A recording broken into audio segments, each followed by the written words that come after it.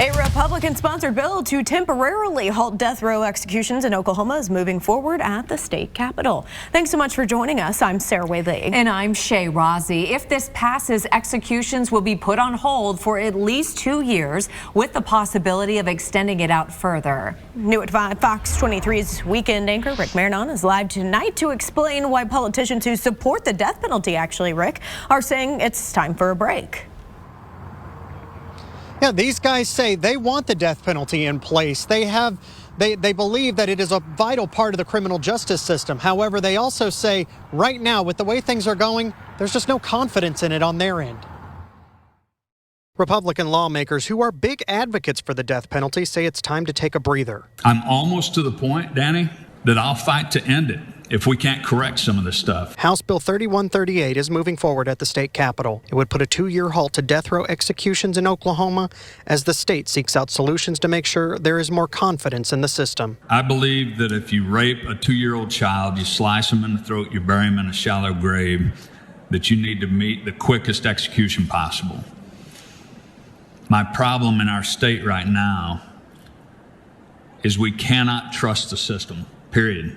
And I hate it. Broken Arrow Republican Kevin McDougal wrote the bill with Criminal Justice Committee Chairman J.J. Humphrey. The two say there is a history in Oklahoma of innocent people being executed, some people put on death row who did commit crimes, but they did not rise to the level of requiring an execution, and there are problems with the pardon and parole system. Humphrey says some prosecutors in Oklahoma are more worried about winning than they are seeking truth and justice. We're not talking about just mistakes. We're talking about, and it's willful, intentionally, knowingly, maliciously changing, destroying evidence and testimony. The committee briefly re-examined the cases of Richard Glossop and Philip Hancock. Glossop is behind bars for planning the murder of his boss in 1997, but someone else pulled the trigger. Hancock was executed in November and argued to his dying breath he killed 2 men in self-defense. Other lawmakers on the committee believe changes should happen, but they are only comfortable with holding off on executions for 2 years at a time. Instead of leaving it in place until everyone is satisfied, changes have been made.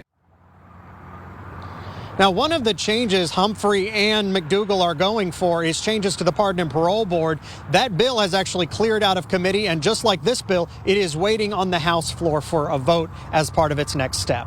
Live covering news that matters, I'm Rick Marinon on Fox 23 News.